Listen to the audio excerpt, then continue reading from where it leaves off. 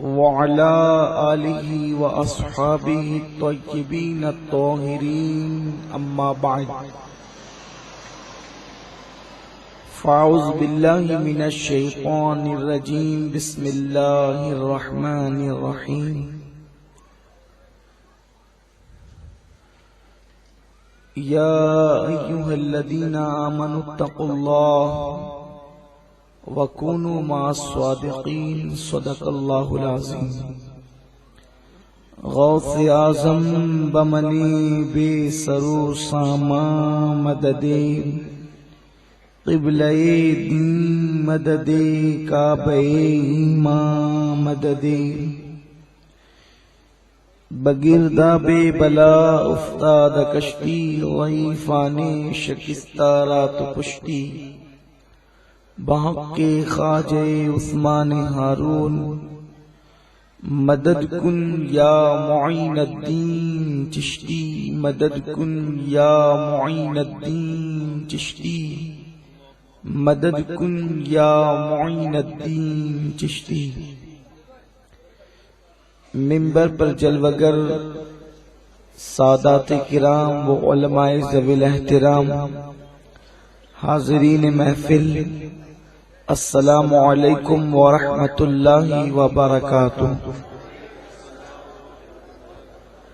آئیے ہم اور آپ مل کر انتہائی عقیدت و محبت کے ساتھ اپنے اور ساری کائنات کے مرکز عقیدت انیس بے کساں چارہ ساز درد منداں ہم غریبوں کے غمگسار مصطفیٰ جان رحمت حضور احمد مجتبی محمد مصطفیٰ ارواح نافدہ صلی اللہ تعالی علیہ وسلم کی بارگاہ پر انور میں جس طریقے سے میں پڑھا ہوں آپ بھی میرے ساتھ مل کر بآواز بلند پڑھیں۔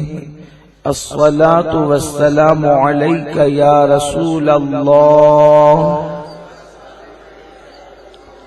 الصلاۃ والسلام علیک یا نبی اللہ،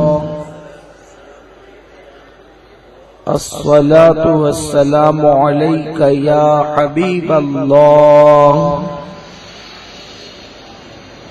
وعلی آلک واصحابک یا نور اللہ،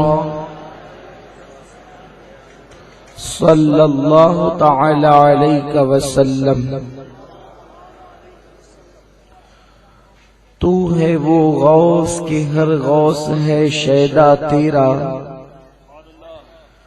تو ہے وہ غوث کہ ہر غوث ہے شیدا تیرا، تو ہے وہ غیث کہ ہر غیث ہے پیاسا تیرا، راج کس شہر میں کرتے نہیں تیرے خدام، راج کس شہر میں کرتے نہیں تیرے خدام، باج کس نہر سے لیتا نہیں دریا تیرا، باج کس نہر سے لیتا نہیں دریا تیرا، اور تو گھٹائے سے کسی کے نہ گھٹا ہے نہ گھٹے، تو گھٹائے سے کسی کے نہ گھٹا ہے نہ گھٹے، جب بڑھائے تجھے اللہ تعالی تیرا، جب بڑھائے تجھے اللہ تعالی تیرا، اور عقل ہوتی تو خدا سے نہ لڑائی لیتے، عقل ہوتی تو خدا سے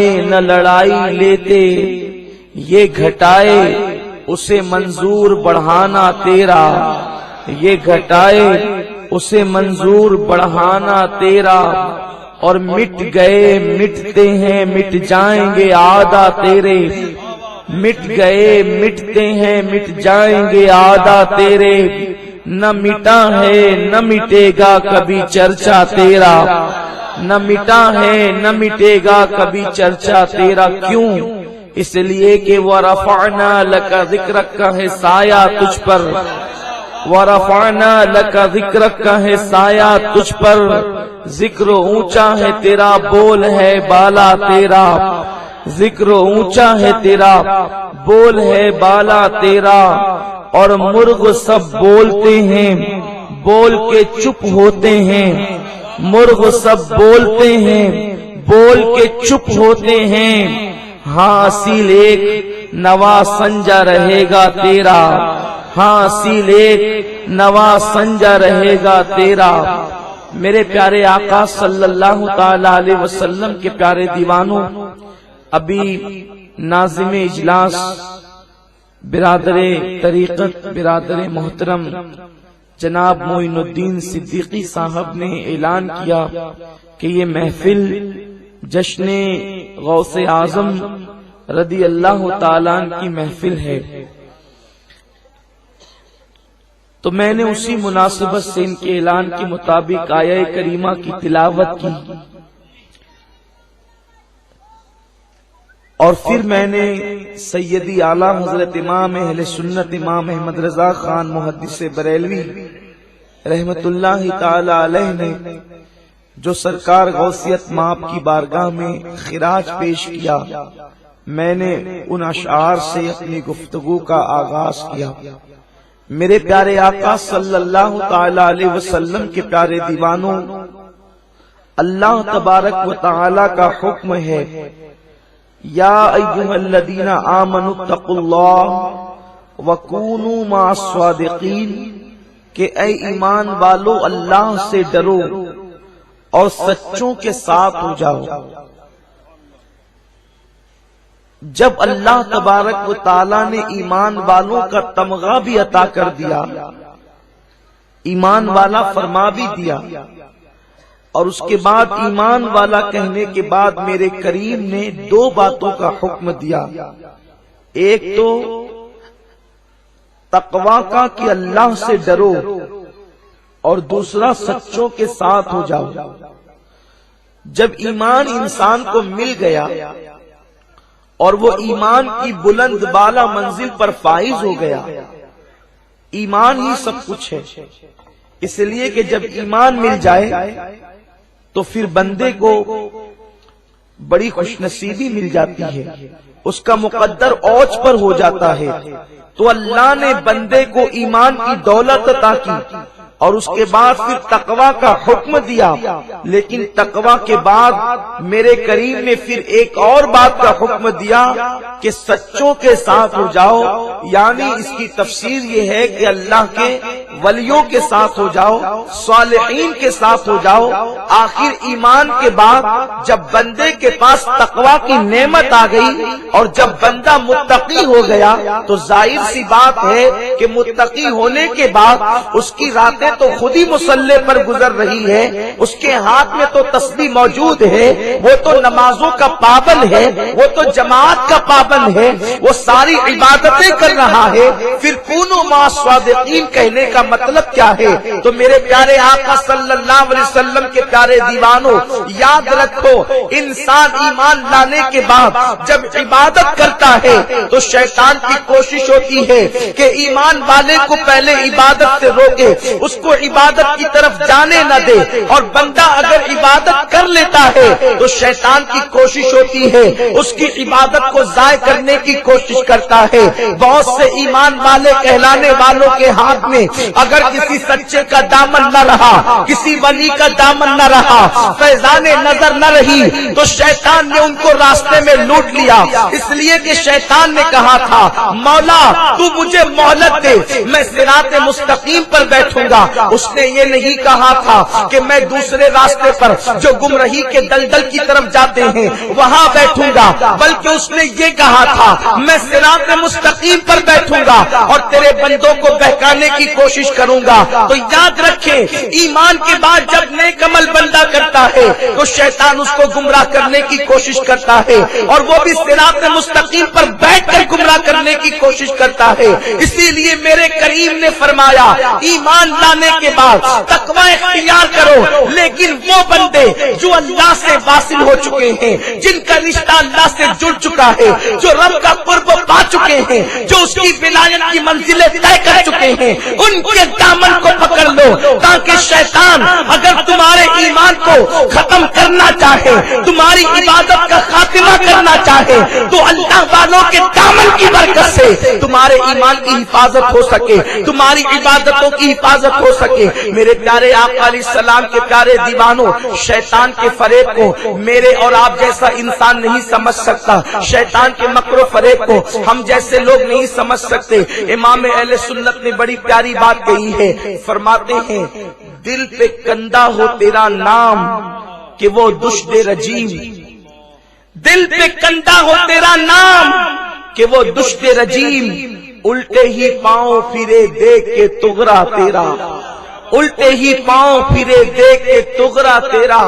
جہاں غوث پاک کا نام ہوگا وہاں شیطان آنے کی کوشش نہیں کرے گا بلکہ الٹے ہی پاؤں بھاگے گا, کیونکہ اللہ تبارک و تعالیٰ نے غوثیت معاف کو وہ مقام عطا فرمایا ہے کہ شیطان کا وار آپ پر اور آپ کے مریدین پر نہیں چلتا. سرکار غوث پاک رضی اللہ تعالیٰ فرماتے ہیں ولایت کی منزل میں جو لوگ قدم رکھتے ہیں بہتوں کو شیطان نے ورگلایا, بہتوں کو شیطان نے بہکایا اور منزل سے ان کو اچک لیا. کبھی کبھی تو اللہ اکبر ولایت کی منزل پر پہنچنے کے قریب تھے اور شیطان نے ان کا ایمان تک اچک لیا. فرماتے مجھ تک بھی پہنچا تھا. ایک دن یہ روایت سرکار غوث پاک کے شہزادے شیخ سید ضیاء الدین قادری رحمت اللہ علیہ فرماتے کہ میرے والد نے مجھ سے بیان کیا کہ ایک دن وہ میرے پاس آیا, میں بھوکا اور پیاسا تھا, اس طرح سے آیا. دیکھیں شیطان جو بندہ جیسا ہوتا ہے اس کے پاس ویسے ہی بن کر جاتا ہے, اور شیطان کو اللہ تعالیٰ نے اتنا اختیار عطا کیا ہے کہ شیطان صرف اور صرف اللہ کے رسول صلی اللہ علیہ وسلم کی صورت نہیں بنا سکتا, باقی وہ جس کی صورت چاہے اختیار کر سکتا ہے. وہ مولوی بھی بن کر آ سکتا ہے, ڈاکٹر بھی بن کر آ سکتا ہے, مفتی بھی بن کر آ سکتا ہے, اسلامی اسکالر بھی بن کر آ سکتا ہے, کسی شکل میں آ سکتا ہے. آپ حدیث کو اٹھا کر کے پڑھیں, وہ ہر شکل بنا سکتا ہے, حضور کی شکل نہیں بنا سکتا. تو آپ پہچانے کیسے کہ یہ شیطان ہے کہ انسان ہے؟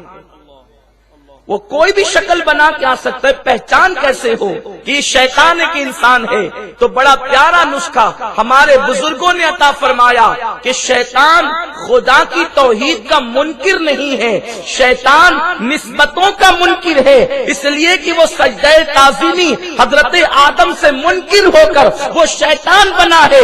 تو اب پہچان یہ ہے, اگر کوئی زبان کھولے اور انبیاء اور اولیاء کی تعظیم کے خلاف بکواس کرے, سمجھ لو چہرہ کوئی بھی ہے, شیطان ہے. اور وہ نبیوں کی تعظیم کی بات کرے, سمجھ لو کہ یہ انسان ہے.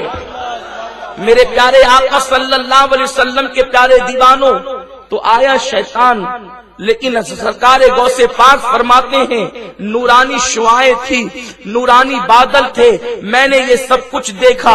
اور اس کے بعد اس سے آواز آئی عبد القادر میں تیرا رب ہوں اور میں نے تیری عبادت کو قبول کر لیا ہے, تیری عبادتیں مقبول ہو چکی ہے, تیری عبادتیں درجہ قبولیت کو پہنچ چکی ہے. عبد القادر میرے بندے, جتنی چیزیں حرام تھی میں نے سب تجھ پر حلال کر دیا. اللہ اکبر. سرکار غوث پاک فرماتے ہیں میں نے اتنا سننا تھا, فوراً اعوذ باللہ من الشیطان الرجیم پڑھا, فوراً تعوذ پڑھا, اور اس کے بعد میں نے لاحول پڑھا. تو جیسے وہ نورانی شعائیں تھی وہ دھوئیں میں تبدیل ہو گئی, اور جب دھوئیں میں تبدیل ہو گئی تو جاتے جاتے اس نے پھر مجھ سے گفتگو کی. آپ توجہ فرمائیں, اس کی گفتگو کا انداز کیا ہے, اس کے بہکانے کا انداز کیا ہے, اس کے گمراہ کرنے کا انداز کیا ہے. کہتا ہے عبد القادر تجھے تیرے علم نے بچا لیا, عبد القادر تجھے تیرے علم نے بچا لیا. اگر ہماری طرح کوئی ہوتا تو اس کا سینہ پھول جاتا کہ میں کتنا بڑا عالم ہوں کہ شیطان بھی میرے علم کی گواہی دے رہا ہے.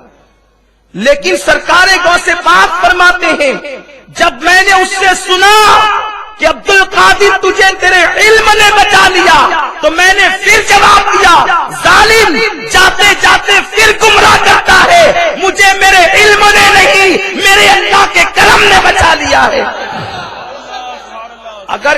کا علم کسی کو بچاتا تو بہت بڑا عالم تھا.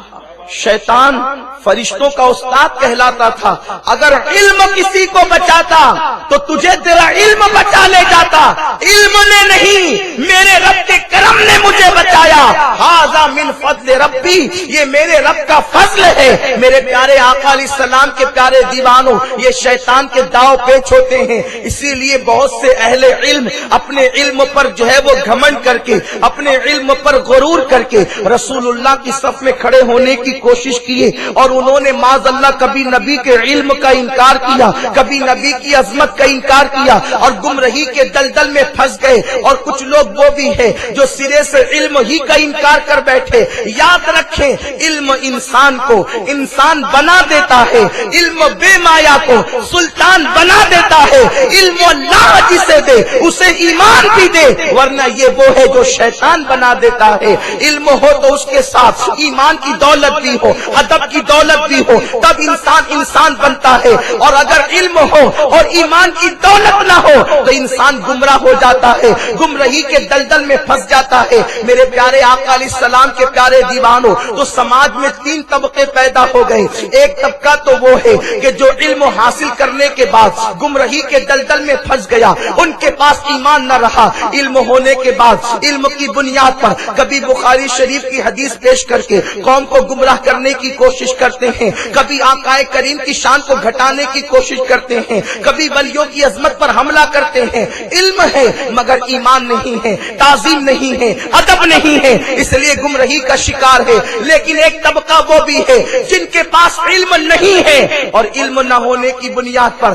وہ یوں کہہ دیتے ہیں کہ معاذ اللہ علم کی ضرورت کیا ہے، علم حاصل کرنے کی ضرورت کیا ہے. اور علماء تو کبھی ولی ہو ہی نہیں سکتے، یہ مولویوں کی اور ولیوں کی کبھی بنی ہی نہیں ہے. انسان جو ہے عالم ہوگا تو وہ ولی نہیں ہوگا، یہ خام خیالی ہے، یہ غلط فہمی ہے. سنو، اس ولی کی بات عرض کرتا ہوں جو ولی ماں کے پیٹ سے ولی تھا، بلکہ صرف ماں کے پیٹ سے نہیں، جس کی ولایت کے ڈنکے عالم ارواح سے بج رہے تھے. اللہ اکبر، ابھی میرے غوث سیدنا غوث الثقلین کی ولادت نہیں ہوئی ہے. سرکار ابدقرار صلی اللہ علیہ وسلم معراج پر تشریف لے گئے. میرے سرکار نے وہاں ایک جوان کو دیکھا جہاں عام فرشتوں کے پر تھک چکے تھے. اس جوان کو دیکھ کر میرے آقا علیہ السلام نے تعجب فرمایا. وہ جوان قریب آ کر سلام کرتا ہے اور اپنی گردن کو جھکا دیتا ہے. میرے مصطفیٰ اس کی گردن پر قدم رکھتے ہیں اور اوپر کی طرف تشریف لے جاتے ہیں. اپنے اللہ سے پوچھتے ہیں، مولا جہاں عام فرشتوں کے پر تھک گئے وہاں یہ نوجوان کون ہے، کیسے آیا؟ ارشاد ہوا، محبوب یہ تیری اولاد میں میرا ایک بندہ ہے، اس کا نام عبد القادر ہے. جو شان ہم نے تجھے نبیوں میں عطا کی ہے وہ شان ہم نے اس کو ولیوں میں عطا کی ہے.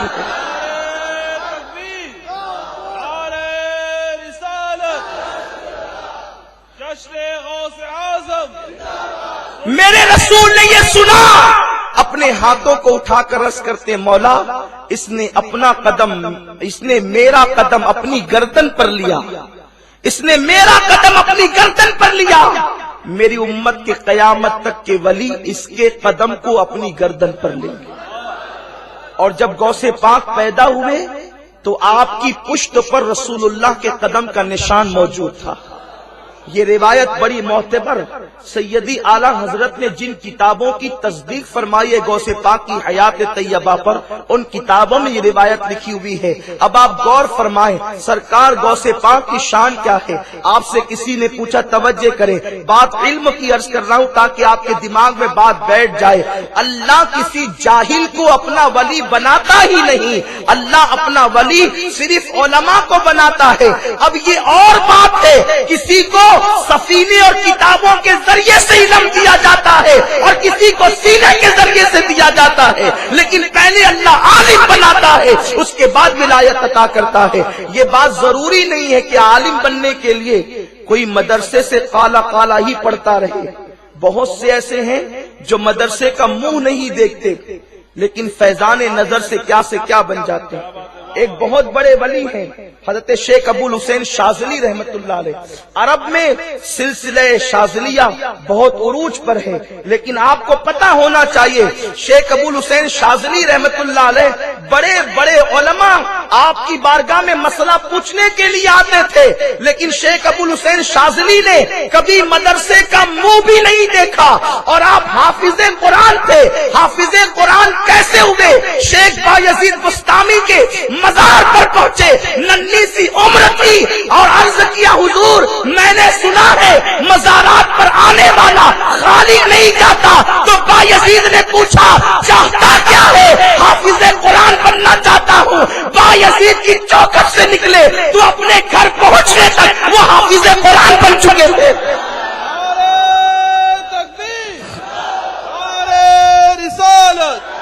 سنی دعوت اسلامی، عظمت اولیاء، یہ فیضان نظر تھا. فیضان نظر کی بات جدا ہے، لیکن علم کا انکار نہیں کر سکتے. پہلے اللہ علم دیتا ہے، اس کے بعد ولایت عطا کرتا ہے. تو عرض یہ کر رہا تھا علم کس نے حاصل کیا؟ جو علم حاصل کرنا نہیں چاہتے یا جن کے مقدر میں نہیں ہے، جو جہالت کی وادیوں میں خود بھٹک رہے اور دوسروں کو بھٹکانا چاہتے ہیں، وہ علم کے منکر ہے. علم کے منکر ہے. ورنہ سنو علم کس نے حاصل کیا؟ وہ غوث اعظم جو ماں کے پیٹ سے ولی پیدا ہوئے، بلکہ خود فرماتے ہیں میں اپنے ماں کے پیٹ میں لوح محفوظ پر چلنے والے قلم کی آواز کو سنا کرتا تھا. یہ شان غوث پاک نے اپنی خود بیان کی ہے اور فرماتے ہیں اللہ اکبر. ایک شخص غوث پاک کو ایک خانقاہ میں سلام کرنے کے لیے آیا تو سرکار غوث پاک نے اس کو 2 مرتبہ سلام کا جواب دیا، وعلیکم السلام وعلیکم السلام. اس شخص نے کہا وہ بوڑھا تھا، ابھی غوث پاک کی عمر بہت زیادہ نہیں ہوئی تھی. اس نے عرض کیا حضور سلام ایک بار کیا، جواب 2 مرتبہ کیوں؟ تو غوث پاک فرماتے ہیں ایک جواب قرض تھا وہ آج ادا کیا ہے. کہا قرض کب تھا؟ کہا تجھے یاد ہے جب میری ماں کے شکم میں میں موجود تھا تو میری ماں کی قریب سے گزرا تو نے اس سیدہ کو سلام کیا. میری ماں نے عذرائے حیا تجھے جواب نہیں دیا تھا تو نے دل میں سوچا حسین کے گھرانے کی بیٹی ہے، میرے سلام پر جواب دعائیہ کلمات نہیں دیکھتی. ارے سن تیرا وہ سلام کا جواب قرضہ باقی تھا، اس لیے وہ آج میں نے چکا دیا جو نے ماں کے پیٹ میں مجھے کیا.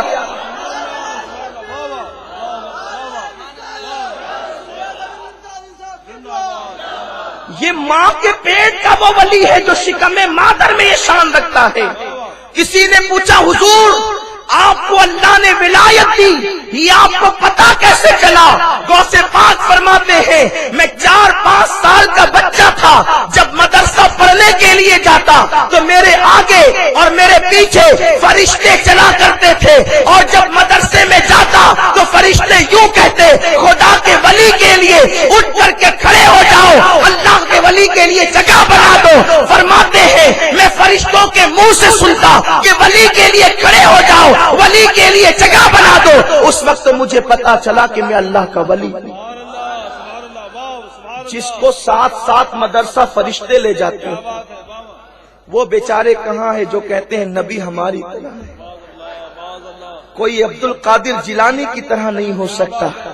اگر آپ عبد القادر جیلانی میرے غوث کی طرح ہیں تو بتا دے کبھی وہ وہاں تو فرشتوں کا جھنڈ ہوتا تھا، کبھی وہ ایک فرشتے نے بھی آپ کو انگلی پکڑایا ہے. یہ شان میرے غوث کی ہے، مگر اس کے باوجود جس کو فرشتے آگے پیچھے جس کے چلتے ہوں تعظیم دیتے ہوں انہوں نے بھی علم حاصل کیا.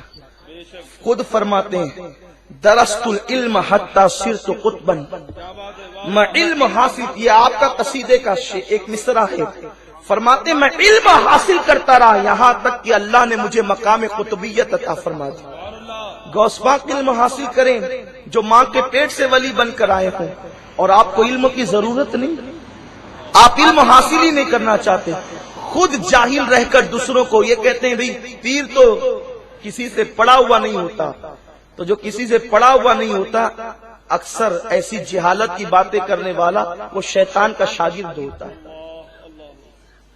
کچھ بھی قوم میں پھیلاتے، یاد رکھو علم کی طرف پیش قدمی کرو، علم کی طرف. اور غوث پاک کتنے بڑے عالم تھے، ان کے زمانے میں ان سے بڑا عالم دنیا میں کوئی نہیں تھا. بہت سے مسائل تھے.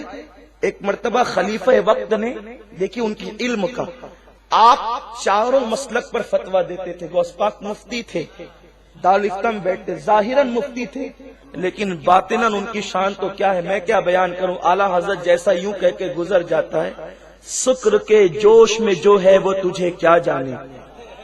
سکر ولایت کی ایک منزل کا نام ہے. ولایت کی 28 منزلیں ہیں اور حضرت جنید بغدادی کے نزدیک 100 درجات ہیں. 28 منزلیں 100 درجات، اس میں سے ایک درجہ ہے درجہ سکر. بہرحال یہ ولایت کا ہی درجہ ہے. یہ درجہ سکر وہ ہوتا ہے جب ولی کو وہ اللہ کے عشق میں اتنا گم ہو جاتا ہے کہ اس کو اپنے آپ کی خبر نہیں ہوتی. وہ سکر کی منزل ہے. سکر کا اپنا جوش ہوتا ہے، وہ کئی بھاگ رہا ہے، دوڑ رہا ہے، بدن پر کپڑے ہے نہیں ہے، اس کی کوئی خبر اس کو نہیں ہے. یہ حالت سکر ہے. تو اعلیٰ حضرت کہتے ہیں سکر کے جوش میں جو ہے وہ تجھے کیا جانا. یا غوث جو ولی ہیں، ہم تو ولی بھی نہیں ہیں، جو ولی ہیں اور اس منزل پر پہنچے، یعنی ابھی سکر میں ہیں، ابھی سکر کی منزل تک پہنچے، سکر کے جوش میں جو ہے وہ تجھے کیا جانے. خضر کے ہوش سے پوچھے کوئی رتبہ تیرا. اگر مرتبہ پوچھنا ہے تو حضرت خضر سے پوچھا جائے. اور یہ خضر کون ہیں؟ یہ خضر وہ ہیں اللہ اکبر جو اللہ کے ایک روایت کے مطابق نبی ہیں اور بعض کہتے ہیں ولی ہیں. میں اس تحقیقی جو ہے وہ معاملات میں آپ کو الجھانا نہیں چاہتا، لیکن جو بھی ہیں جناب خضر کے مرتبے پر سب متفق ہیں. یہ وہ ہیں جن کو اللہ نے آب حیات عطا فرمایا اور یہ آج بھی زندہ ہیں اور لوگوں سے ملاقاتیں کرتے ہیں. تو اعلیٰ حضرت کہتے ہیں خضر کے ہوش سے پوچھے کوئی رتبہ تیرا. اس خضر سے پوچھو جس نے ولیوں کی بارگاہوں میں حاضریاں دی ہے اور ولیوں کی اور انبیاء کرام کے ولیوں کو بھی دیکھا ہے. اس خضر سے حضرت غوث کا رتبہ پوچھو. اب خضر کیا کہتے ہیں؟ صاحب بہجت الاسرار لکھتے ہیں، اور بہجت الاسرار شریف یہ وہ کتاب ہے جس میں بخاری شریف اور مسلم شریف کا انداز تحریر ملحوظ رکھا گیا ہے. اس نے کس سے روایت بیان کی، یہ ترتیب کے ساتھ بیان کیا گیا ہے. غوث پاک کی زندگی پر سب سے مستند کتاب اگر کوئی ہے وہ بہجت الاسرار شریف ہے. علامہ شتنوفی وہ ہیں جن کے والد نے غوث پاک کے دیکھنے والوں کو دیکھا ہے. یہ وہ بزرگ ہیں اور انہوں نے اتنی معتبر روایتیں لکھی ہے. تو سنو جناب خضر کے بارے میں صاحب بہجت الاسرار کیا کہتے ہیں کہ حضرت خضر سے پوچھا گیا کہ غوث پاک کا مرتبہ کیا ہے، تو فرماتے ہیں رسول اللہ سے پہلے جتنے انبیاء کرام گزرے ہیں ان انبیاء کی امت میں غوث العظم جیسا ولی پیدا نہیں ہوا، اور امت محمدیہ میں امام مہدی تک غوث پاک جیسا ولی پیدا نہیں ہو سکتا. نعرہ تکبیر، نعرہ رسالت، شان غوث اعظم. اسی لیے تو کہا جو ولی قبل تھے یا بعد ہوئے یا ہوں گے، جو ولی قبل تھے یا بعد ہوئے یا ہوں گے، سب ادب رکھتے ہیں دل میں میرے آقا تیرا، سب ادب رکھتے ہیں دل میں میرے آقا تیرا. تو غوث پاک چاروں مذاہب پر مسلک پر فتویٰ دیتے تھے، شافعی، حنفی، مالکی اور حنبلی، اور ان کا مسلک حنبلی تھا، وہ حنبلی المسلک تھے. حالانکہ وہ اجتہاد کی اس منزل پر فائز تھے کہ وہ خود کسی کی تقلید نہ کرتے تو ان کو زیبا تھا، لیکن اس کے باوجود انہوں نے امام احمد ابن حنبل کی تقلید کی. آج کل ایک طبقہ ایسا بھی ہمارے درمیان پیدا ہو گیا ہے جو کہتا ہے کہ تقلید کی ضرورت نہیں، غوث پاک تقلید کریں، غوث پاک جیسا عالم تقلید کرے، غوث پاک جیسا فقیہ تقلید کرے، غریب نواز جیسا عالم اللہ کا ولی تقلید کرے.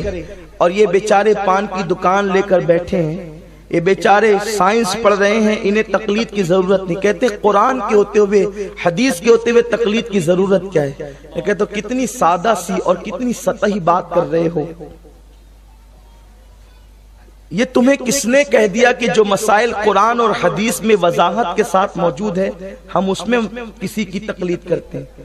آپ کا سوال ہی غلط ہے، آپ کا سوال ہی غلط ہے کہ قرآن اور حدیث کے ہوتے ہوئے تقلید کی ضرورت کیا ہے؟ ارے جو مقلدین ہیں ان سے پوچھو، یہ جو تقلید کرتے ہیں ان مسائل میں کرتے ہیں جو مسائل قرآن اور حدیث میں واضح طور پر صراحت کے ساتھ بیان نہیں کیے گئے، صرف اس کے اشارے موجود ہیں اور وہ ہماری سمجھ میں نہیں آ سکتے، تو ہم انہی مسائل میں ائمہ کی تقلید کرتے ہیں۔ پھر یہ کہنا کہ قرآن حدیث کے ہوتے ہوئے تقلید کی ضرورت کیا ہے؟ اگر یہی بات ہے تو ہمیں آپ بتائیں، ہمارا سوال ہے کہ کتے کے گوشت کے حوالے سے آپ کا مسلک کیا ہوگا؟ قرآن میں اللہ تعالیٰ نے تو جن چیزوں کو حرام کیا ہے وہ 4 چیزوں کو حرام کیا ہے، وہاں کتے کے گوشت کا تذکرہ نہیں ہے، تو یہ مسئلہ آپ نکالیں گے کہاں سے؟ میرے پیارے آقا علیہ السلام کے پیارے دیوانوں، میں بات اشاروں میں عرض کر کے گزر جانا چاہتا ہوں، ایک بات صرف آپ سے عرض کرنا چاہتا ہوں، قرآن کے اندر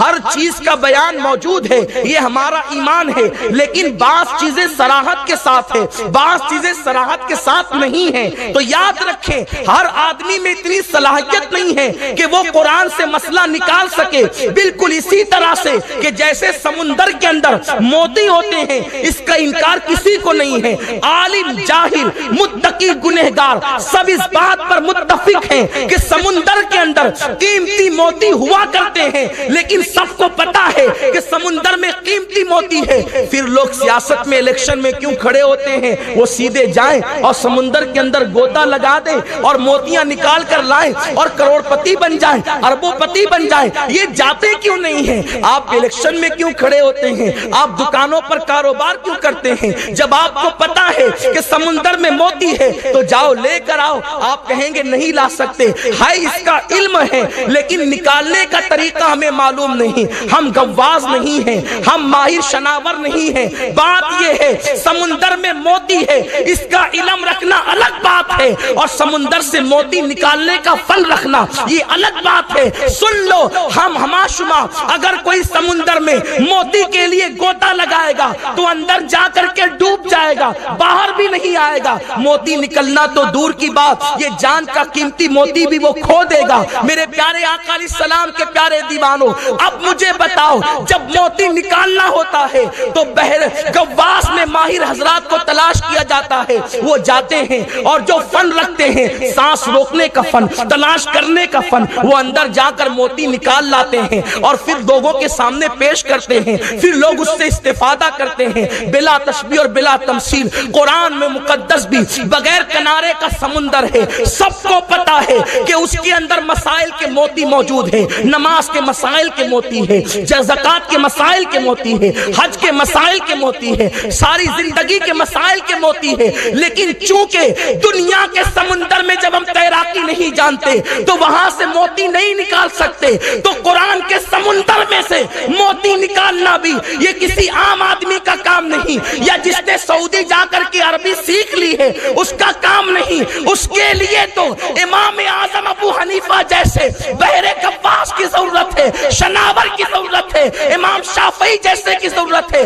یہ قرآن کے سمندر میں جاتے ہیں اور موتی نکال کر کے لا کر امت کے سامنے پیش کرتے ہیں، امت استفادہ کرتی ہے۔ اب جس کی گہرائی تک جتنی زیادہ رسائی ہوگی وہ اتنا بہترین موتی نکال کر کے لاتا ہے۔ تو ہمارے امام اعظم اس معاملے میں بے مثال ہے۔ بہرحال عرض یہ کر رہا تھا کہ سیدنا غوث پاک رضی اللہ تعالیٰ حنبلی المسلک تھے، وہ مقلد تھے امام احمد ابن حنبل کی۔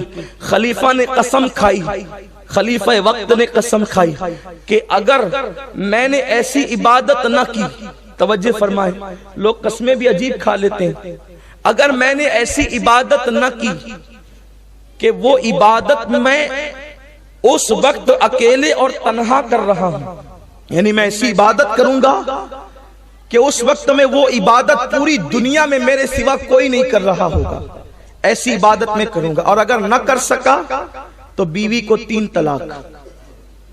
اب اگر وہ درود پڑھے تو کیا ضروری ہے کہ بمبئی میں کوئی درود نہ پڑھ رہا ہو؟ بمبئی میں نہ پڑھ رہا ہو تو کیا ضروری ہے کہ سعودی میں نہ پڑھ رہا ہو؟ اگر وہ اذان پڑھے تو کیا ضروری ہے کہ اس وقت تو پوری دنیا میں کہیں اذان نہ پڑھی جا رہی، کون سی عبادت کرے جو پوری دنیا میں نہیں ہو رہی ہو۔ لوگ پریشان ہوئے، جب بہت پریشان ہوئے تو کسی نے رہنمائی کی کہ جاؤ غوث پاک کی بارگاہ، وہ جہاں خانقاہ کے بہترین شیخ ہیں وہیں دارالافتاء کے بہترین مفتی بھی ہیں۔ یہ ہوتا ہے ولی کی شان، یہ ولی کی شان ہوتی ہے جہاں شریعت اور طریقت کا سنگم ہوتا ہے، جہاں علم ظاہر اور باطن کا سنگم ہوتا ہے۔ یہ آپ کیا کہنے چلے ہیں کہ ولیوں کی علماء سے بنتی نہیں؟ ارے جو ولی ہو وہ عالم ہوتا ہے، وہ جاہل نہیں ہوتا۔ یہاں تو یہ تصور بنا رکھا ہے کہ جو چرس پیتا ہو، گانجا پیتا ہو، ننگا دھڑنگا گھومتا ہو، لوگ اس کو بابا کہتے ہیں۔ یہ قوم کا حال ہے، جو ماننے سے انکار کریں، انکار کرنے پر آئے تو غریب نواز جیسوں کو نہ مانے، انکار کرنے والوں کی ہٹ درمی ہے، اور جو ماننے پر آئے تو ننگے دھڑنگوں کو بھی اللہ کا ولی مان۔ یہ حالات ہیں، انا للہ و انا الیہ راجعون۔ یہ امت کی عجیب کیفیت ہے۔ یقیناً ہم مجذوب کا انکار نہیں کرتے، مجاذیب کی ایک اپنی شان ہوتی ہے، ان کی اپنی پہچان ہوتی ہے، لیکن وہ مجذوب ہونے کے باوجود بھی کھانے پینے کا ہوش نہیں رکھتے، مگر ان کے سامنے اگر شریعت کی بات کی جائے وہ انکار نہیں کرتے۔ شریعت مطہرہ کا وہ بھی انکار نہیں کرتے، مجذوب ہو کر عقل زائل ہونے کے بعد بھی ان کو اللہ اتنا شعور دیتا ہے کہ وہ شریعت کا انکار نہیں کرتے۔ تمہیں عقل ہے، کھا رہے ہو، پی رہے ہو، سو رہے ہو، مریدین سے نذرانے وصول کر رہے ہو، اور اس کے بعد پھر معاذ اللہ یہ کہتے ہو کہ ہمیں نماز کی ضرورت کیا ہے؟ یہ تو شریعت مطہرہ کا انکار ہے۔ نماز نہ پڑھنے والا فاسق ہوگا، لیکن نماز کا انکار کرنے والا کافر ہوگا۔ اور یہ تو امام اعظم کے نزدیک ہے، غوث پاک کے نزدیک تو یہ ہے کہ جس نے ایک وقت کی نماز جان بوجھ کر چھوڑ دی وہ کافر ہو گیا، کیونکہ آپ حنبلی المسلک ہیں، حنابلہ کے نزدیک جو ہے وہ بڑا سخت معاملہ ہے۔ تو میرے پیارے آقا علیہ السلام کے پیارے دیوانوں، آپ نماز چھوڑ کر پیر بن بیٹھے ہیں۔ پیران پیر کہتے ہیں کہ جس نے ایک وقت کی نماز جان بوجھ کر چھوڑ دی وہ کافر ہو گیا۔ تو کس کی بات مانے؟ ارے غوث پاک تو وہ شان والے بزرگ ہیں جس نے 40 سال تک عشاء کے وضو سے فجر کی نماز پڑھی، 15 سال تک پوری رات میں ہر رات ایک پیر پہ کھڑے ہو کر قرآن مقدس ختم کیا کرتے تھے۔ یہ میرے غوث کی شان ہے، لیکن لوگ آج جہالت کو فروغ دینا چاہتے ہیں، اور یہ کچھ باتیں یہ بھی چل پڑی ہے، حالانکہ میں مسئلے کے طور پر اس کو واضح کر رہا ہوں کہ پیر جو ہو وہ صرف سید ہو، غیر سید کے ہاتھ پر بیعت نہیں ہو سکتے، یہ ناجائز ہے۔ یہ بھی آپ کی غلط فہمی ہے۔ کیا یہ مسئلہ غوث پاک کو نہیں پتا تھا کہ غیر سید کے ہاتھ پہ بیعت نہیں ہونا چاہیے؟ غوث پاک کے جو پیر و مرشد ہے شیخ ابو سعید مخزومی رحمت اللہ علیہ، وہ خود سید نہیں ہے۔ غوث پاک جس کے ہاتھ میں ہاتھ دیتے ہیں وہ خود سید نہیں ہے۔ مخدوم اشرف جہانگیر سمنانی جس کے ہاتھ میں ہاتھ دیتے ہیں، حضرت شیخ علاؤلق پنڈوی خالدی رحمت اللہ علیہ، وہ خالد ابن ولید کی اولاد سے ہیں، مولا علی کی اولاد سے نہیں ہے۔ اس کے بعد خواجہ بندہ نواز گیسو دراز، یہ صحیح النسب زیدی سادات میں سے ہیں، یہ جن کے ہاتھ میں ہاتھ دیتے ہیں۔ خواجہ نصیر الدین چراغ دہلوی وہ بھی سید نہیں ہے ہمارے بزرگوں نے، لیکن پیر سید مل جائے تو یہ سونے پر سہاگا ہے، اس کا انکار نہیں ہے۔ الحمدللہ ہم سادات کے مخالف نہیں، سرکار کی نالین کا صدقہ ہے، ہم اپنی سیادت کی ڈھولکی نہیں پیٹتے، لیکن بات عرض کرتا ہوں کوئی یہ نہ سمجھے کہ سنی دعوت اسلامی کا رکن آ کر سادات کی مخالفت کر گیا، لوگ غلط رنگ دیتے ہیں۔ الحمدللہ میں خود بھی سید ہوں الحمدللہ، اور بے فضل ہی تعالی ہمارا سلسلہ نسب ایک واسطے سے امام حسن سے اور دوسری طرف سے امام حسین سے ملتا ہے۔ وہاں سے یہ میر موسیٰ میر یوسف یہ دو بزرگ تھے، میر موسیٰ سرکار غوث پاک کی اولاد میں سے تھے، میر یوسف امام حسین کی اولاد میں سے تھے۔ میر موسیٰ نے اپنی بیٹی میر یوسف کو دی اور وہی خاندان چلا، آج بھی مالیگاؤں میں موجود ہے۔ اورنگزیب رحمت اللہ علیہ نے میر یوسف کو اور میر موسیٰ کو وہاں کا قاضی القضا مقرر کیا تھا، جو آج تک ہمارے خاندان میں ہے۔ اورنگزیب کی عطا کردہ مہرے بھی ہمارے خاندان میں ہے، تو الحمدللہ ہم لوگ وہ خاندان سے تعلق رکھتے ہیں جہاں اورنگزیب جیسا شخص جو ہے وہ اپنے گھٹنوں کو ادب کے ساتھ ٹیکتا ہے، لیکن ہم اس کا اعلان نہیں کرتے چونکہ کوئی غلط فہمی نہ پھیلائے کہ امین القادری آیا تھا وہ سادات کے خلاف بول کر کے گیا۔ خدا کی قسم جو سیدوں کے خلاف بولے اس کا ایمان تو کیا ہمیں اس کے نسب میں شک ہے۔ جو شریف النسب ہوگا وہ کبھی سادات کا سیدوں کا مخالف نہیں ہوگا۔ ہمارا ایمان یہ، ہمارا عقیدہ یہ ہے، رسول اللہ کا فرمان بھی یہ ہے۔ لیکن سن لو، اگر آپ نے یہ مسئلہ گڑھ رکھا ہے کہ غیر سید کے ہاتھ پہ بیعت ہونا ناجائز ہے تو آپ غوث پاک پر الزام رکھتے ہیں کہ غوث پاک نے جس کو اپنا پیر بنایا وہ سید نہیں تھا، لیکن سنو اس کے تقوی کا یہ عالم تھا کہ اس زمانے کے اور لوگ وہاں تقوی تک نہیں پہنچتے تھے، تو غوث پاک نے نسب کی بجائے تقوی کو اختیار کیا اور دنیا کو بتا دیا ان اکرمکم عند اللہ اتقاکم۔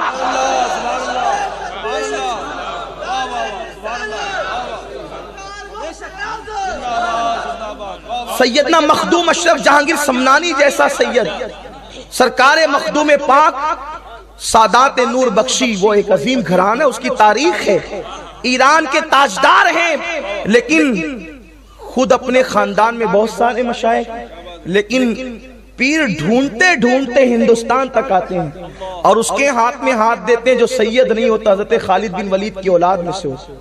تو اگر پیر سید مل جائے تو مقدر کی بات ہونا چاہیے، تلاش کریں، لیکن آپ نے یہ جو مسئلہ بیان کیا غلط بیان کیا، اس کی کوئی حقیقت نہیں ہے۔ میرے پیارے آقا علیہ السلام کے پیارے دیوانوں، اور خواجہ بندہ نواز گیس دراز جیسا بزرگ پیر حضرت سید نصیر الدین چراغ دہلوی کی ارادت میں ہے، اور ارادت میں ہے تو پیر کے ہاتھ چومے، حالانکہ پیر غیر سید ہے، ہاتھ چومے ایک سید نے، تو کہا کہ سید اگر اللہ کے لیے اور جھکتا تو اور بزرگی ملتی، تو ہاتھ کے بعد انہوں نے قدموں کو چوما یعنی گھٹنوں کو چوما، کہا کہ اللہ کے لیے اور جھکتا تو اور بلندی ملتی، تو آپ نے پیر کے تلووں کو چوما، تو کہا کہ اور جھکتا اللہ کے لیے تو اور بلندی ملتی، تو پیر و مرشد گھوڑے پر سوار تھے، گھوڑے کی سم کو چوما۔ کسی نے تانا دیا یار سید ہو کرے غیر سید کے قدم چوم چوم۔ فرماتے ہیں نصیر حضرت بندہ نواز گیس دراز رحمت اللہ تعالی علیہ، یہ جب میں نے ہاتھ چومے تھے تو عالم بالا منکشف ہوا ہے، پیر چومے اور اس طریقے سے جب میں سے نیچے نیچے جاتا رہا، حتیٰ کہ جب میں نے اپنے پیر کے گھوڑے کی سم چومی تو اللہ نے 18,000 عالم میرے سامنے منکشف فرما دیا۔ میرے پیارے آقا علیہ السلام کے پیارے دیوانوں، خواجہ حضرت نصیر الدین چراغ دہلوی رحمت اللہ علیہ حضرت محبوب الہی نظام الدین اولیاء کے خلیفہ ہیں اور آپ کے جانشین ہیں، اور یہ بات بھی بڑی عجیب ہے، اللہ اکبر۔ بات آئی تو عرض کر دوں کہ حضرت محبوب الہی غریب نواز کے تبرکات سرکار قطب الدین بختیار کاکی تک آئے۔ بختیار کاکی نے اپنا جانشین بابا فرید کو بنایا، اور اپنا جانشین بنانے کے بعد پھر جو ہے حضرت بختیار کاکی رحمت اللہ تعالی علیہ نے بابا فرید کو جانشین بنا کر تبرکات دیے۔ بابا فرید نے اپنی اولاد میں سے کسی کو جانشین نہیں بنایا، بلکہ جانشین جو ہے محبوب الہی خواجہ نظام الدین اولیاء کو بنایا اور تبرکات انہی کو سونپے، اور اس کے بعد خواجہ نصیر الدین چراغ دہلوی کو محبوب الہی نے جانشین بنایا۔ آپ سوچے کہ جو محبوب الہی کا جانشین ہو اس کی شان کیا ہوگی، اور تبرکات ان کو سونپے، اور بابا نصیر الدین چراغ دہلوی نے بندہ نواز جیسا مرید اور خلیفہ ہونے کے باوجود فرمایا اب میں اپنے بعد کسی کو اس لائق نہیں سمجھتا کہ خاندان چشتیہ کا جانشین بنا۔ اللہ آپ غور فرمائیں، یہ جانشینی کی شان ہے، اور یہ بات میں اپنی طرف سے نہیں کہہ رہا ہوں، آپ تاریخ مشائخ چشت اٹھا کر کے دیکھیں، چشتیہ بزرگوں کی تاریخ اٹھا کر دیکھیں۔ یہ جو غلط پروپیگنڈا ہے کہ خانقاہی لوگ کسی کو بھی اپنی جگہ بٹھا دیتے ہیں، جو سچے خانقاہی وہ ایسا نہیں کرتے۔ اللہ اکبر۔ حضرت نصیر الدین چراغ دہلوی فرماتے ہیں کہ میرے بعد اب مجھے کوئی ایسا نظر نہیں آتا کہ میں خاندان چشتیہ کا اسے جانشین بناؤں، اس سلسلے کو میں اپنی ذات پر ختم کر دیتا ہوں۔ یہ بزرگوں کا تقویٰ تھا، یہ ان کی پرہیزگاری تھی۔ میرے پیارے آقا صلی اللہ علیہ وسلم کے پیارے دیوانوں، تو عرض یہ کر رہا تھا کہ سرکار غوث پاک کے زمانے میں خلیفے نے قسم کھائی کہ ایسی عبادت کروں گا کہ اس وقت تو کوئی نہیں کر رہا ہوگا، اور نہ کر سکا تو بیوی کو 3 طلاق۔ سب علماء حیران ہوئے، تو جو سب سے بڑا عالم تھا میرا غوث، ان کی بارگاہ میں بھیجا، پوچھا بھئی مسئلہ کیا ہے؟ کہا حضور انہوں نے قسم کھائی ہے کہ ایسی عبادت کروں گا کہ اس وقت تو کوئی نہیں کر رہا ہوگا، اور اگر ایسا نہ کر سکا تو بیوی کو 3 طلاق۔ فرماتے ہیں مشکل کیا ہے؟ مسکرا کر فرمایا مشکل کیا ہے؟ جہاں سبوں کی عقلیں دنگ ہو گئی، فرماتے ہیں مشکل کیا ہے؟ بہت آسان ہے، اس کو کہو کیونکہ یہ خلیفہ بھی ہے، یہ مکہ مکرمہ چلا جائے اور خانہ کعبہ کا مطاف خالی کرا لے، کسی کو طواف کی اجازت نہ دے اور اکیلے طواف کر لے، تو وہ طواف کی عبادت اکیلے کر رہا ہوگا، اس وقت تو پوری دنیا کے اندر کوئی طواف نہیں کر رہا ہوگا۔ اس طرح اس کی بیوی طلاق سے بچ جائے گی۔ ایسا علم رکھنے والا غوث پاک بھی مقلد ہیں، ایسا علم رکھنے والا بھی مقلد ہیں، اور جن کو عربی میں الماؤ اور مویا میں فرق کرنا نہیں آتا، وہ کہتے ہیں کہ جو ہے وہ تقلید کی کوئی ضرورت نہیں ہے۔ میرے پیارے آقا صلی اللہ علیہ وسلم کے پیارے دیوانوں، تو عرض یہ کر رہا تھا سرکار غوث پاک کی شان بے مثال ہے، ان کا مقام بے مثال ہے، ان کا مرتبہ بے مثال ہے۔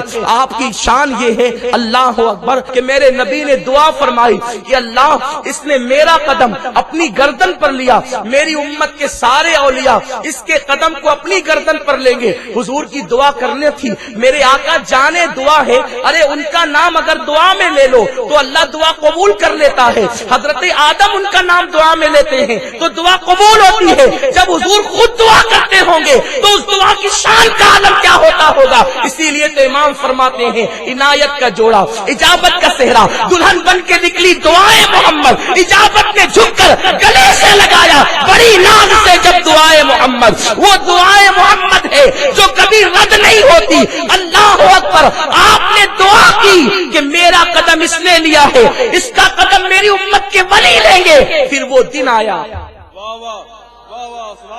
حالانکہ اس کے پیچھے بڑی تفصیل ہے، سرکار غوث پاک نے کہا کہ اس میں بہتوں کی دعائیں شامل ہیں۔ ایک دعا تو وہ بھی فرماتے ہیں کہ میں 18-19 سال کا جوان تھا، ابتدائی ایام تھے مدرسے میں، یہ اب تک تو نہیں گیا نا، عرض کروں نا، آپ سننا چاہیں گے؟ عرض کروں، اچھا ٹھیک۔ سرکار غوث پاک فرماتے ہیں بغداد میں ایک ولی رہتے تھے، ایک بزرگ رہتے تھے، میں نے سوچا کہ ان کی زیارت کے لیے جاؤں۔ جب ان کی زیارت کے لیے ہم لوگ نکلے تو میں نے اپنے 2 دوستوں کو ساتھ لے لیا، اور ساتھ لینے کے بعد میں نے کہا چلو زیارت کے لیے۔ تو ایک دوست تو بڑا بے باک تھا، اس نے کہا میں اس ولی سے ایسا سوال پوچھوں گا کہ وہ میرے سوال کا جواب نہیں دے سکیں گے اور عاجز آ جائیں گے، میں ان کا امتحان لوں گا۔ اور دوسرے نے کہا میں بھی کوئی سوال پوچھوں گا۔ سرکار غوث پاک کہتے ہیں میں کچھ نہیں پوچھوں گا، وہ اللہ کے ولی ہیں، میں ان کا ادب کروں گا۔ یاد رکھیں بے ادبی انسان کو تباہ کر دیتی ہے، برباد کر دیتی ہے، اور ادب انسان کو اوپر کی منزلوں تک پہنچاتا ہے۔ پھر یہ ہوا، مختصر یہ اختصار کے ساتھ عرض کر رہا ہوں، اور اس کے بعد جب اس ولی کی بارگاہ میں پہنچے تو وہ واقعی اللہ کے ولی تھے۔ یاد رکھنا کسی کی پیشانی پر لکھا نہیں ہوتا ہے کہ یہ اللہ کا ولی ہے، ولی کو ولی پہچانتا ہے۔ میرے رب کا فرمان ہے، حدیث قدسی ہے، اولیائی تحت قبائی، کہ میرے ولی میری غیرت، میری چادر غیرت کے نیچے چھپے ہوئے ہیں۔ اب آپ مجھے بتائیں جو آپ کی کمبل میں چھپا ہو ہم اور آپ اس کو پہچان نہیں سکتے، تو جو اللہ کی چادر غیرت کے نیچے چھپا ہوا ہو ہم اس کو کیسے پہچان سکتے ہیں؟ اسی لیے اللہ تبارک و تعالیٰ کا جب بھی کوئی مومن بندہ تمہارے سامنے آئے اس کو حقیر نہ سمجھنا، اس کو ذلیل نہ سمجھنا، اس کو اپنے سے کمتر نہ سمجھنا۔ ممکن ہے جس کو تم ذلیل سمجھ رہے ہو وہ اللہ کے نزدیک عزت والا ہو، وہ اللہ کے نزدیک شان والا ہو۔ اس لیے اللہ کی ایمان والے بندوں کا احترام کرو، مومنوں کا احترام کرو، مومنوں کا ایک اکرام کرو۔ اللہ اکبر، جب اس ولی کے آستانے پر تینوں دوست پہنچے، وہ واقعی اللہ کے ولی تھے۔ جیسے تینوں بیٹھے اس ولی نے فرمایا او فلاں تو مجھ سے ایسا سوال کرنے والا تھا کہ میں جواب نہ دے سکوں، یہ تیرا سوال ہے اور یہ تیرے سوال کا جواب ہے۔ سوال بھی بتا دیا، جواب بھی بتا دیا۔ یہ کون بیان کر رہا ہے؟ غوث پاک۔ کچھ لوگ کہتے ہیں غوث پاک رفع یدین کرتے تھے اس لیے وہ ہمارے ہیں، یہ غوث پاک کا عقیدہ ہے۔ تم نبی کے لیے دیوار کے پیچھے کے علم کے منکر ہو، غوث پاک ولی کے بارے میں کہتے ہیں کہ وہ دل کے حالات کو جانتے ہیں۔ اگر حنبلی المسلک ہونے پر رفع یدین کی بنیاد پر غوث پاک تمہارے ہو گئے ہیں، اگر تم غوث پاک رضی اللہ تعالیٰ کو کسی طرح سے معاذ اللہ جو ہے وہ بدنام کرنے کے لیے اپنے حلقے میں لانے کی کوشش کر رہے ہو، تو ہمارا اختلاف تو تم سے رفع یدین پر ہے ہی نہیں، یہ تو فروعی اختلاف ہے، نہ امین بالجہر پر ہے نہ رفع یدین پر ہے، ہمارا تمہارا اختلاف تو عقیدے پر ہے۔ اگر تم غوث پاک کو اپنا ثابت کرنا چاہتے ہو تو بتا جو عقیدہ غوث پاک کا ہے، اگر وہ تمہارا ہے تو ثابت کر دو۔ ارے تم تو یوں کہتے ہو کہ نبی کو دیوار کے پیچھے کا علم نہیں، اور غوث پاک یوں کہتے ہیں میں اللہ کے شہروں کو ایسے دیکھتا ہوں جیسے تم ہتھیلی پر رائی کا دانہ دیکھتے ہو۔ یہ غوث پاک کا نظریہ ہے، یہ غوث پاک کا عقیدہ ہے۔ میرے پیارے آقا علیہ السلام کے پیارے دیوانوں، تو غوث پاک فرماتے میرے اس دوست کو اس ولی نے کہا کہ یہ تیرا سوال، یہ تیرے سوال کا جواب، لیکن تو نے بے ادبی کی، اس لیے سن لے، تو مرے گا تو کافر ہو کر مرے گا۔ اللہ اکبر۔ یہ اللہ والوں کی بددعا بڑی خطرناک۔ مولانا روم فرماتے ہیں ولی کی زبان پر اللہ کلام کرتا ہے، اس لیے کسی ولی سے دعا نہیں لے سکتے ہو تو کم از کم بددعا بھی نہیں لیں۔ لوگوں کو بہت اچھا لگتا ہے ولیوں کے ساتھ دشمنی کرنے کو، لیکن جب خدا سزا دیتا ہے، بخاری شریف کی حدیث سے اللہ فرماتا ہے، حدیث قدسی ہے کہ جو میرے ولی کے ساتھ عداوت کرے میں اس کے ساتھ اعلان جنگ کرتا ہوں۔ اب اللہ جس کے ساتھ اعلان جنگ کرے اس کو کون پناہ دے سکتا ہے؟ اس لیے اللہ کے دوستوں کی مخالفت نہ کرو، اللہ کے دوستوں کے ساتھ عداوت نہ کرو، اگر نہیں تعظیم کر سکتے تو توہین بھی مت کرو۔ ان کا ادب گویا کہ خدا کا ادب ہے۔ اور آپ کو بتاؤں ولیوں کی شان کیا ہے، بخاری شریف کی حدیث ہے، یہ کہتے ہیں ولیوں میں کیا رکھا ہے، ولیوں کی کیا حیثیت ہے، سنو۔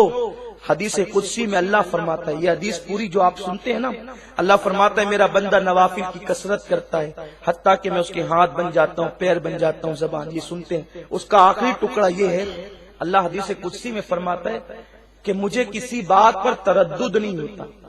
اللہ فرماتا ہے مجھے کسی بات پر، وہ اللہ ہے، وہ جو چاہے کر لے، وہ بچوں کو موت دے دے، دولہے کو موت دے دے، دلہن کو موت دے دے، اس کی مرضی ہے، وہ جو چاہے کرے، اس کو تردد نہیں ہوتا۔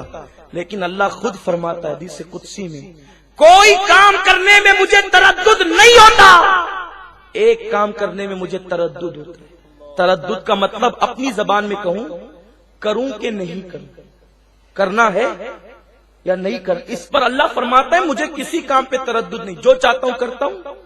لیکن ایک کام ایسا، یہ بخاری شریف کی حدیث دے رہا ہوں، ایک کام ایسا ہے کہ جس کے کرنے میں اللہ فرماتا ہے مجھے تردد ہوتا ہے۔ کیا کام کرنے میں تردد ہوتا ہے؟ تردد نہیں، اللہ فرماتا ہے مجھے تردد ہوتا ہے۔ اللہ کیا کام کرنے میں تجھے تردد ہوتا ہے؟ فرماتا ہے جب میں اپنے کسی ولی کی موت کا فیصلہ کرتا ہوں تو مجھے تردد ہوتا ہے، کروں کہ نہیں کروں، یہ فیصلہ کروں کہ نہیں کروں۔ اللہ فرماتا ہے یہ ولی کی شان ہے، تم ولی کا انکار کرتے ہو۔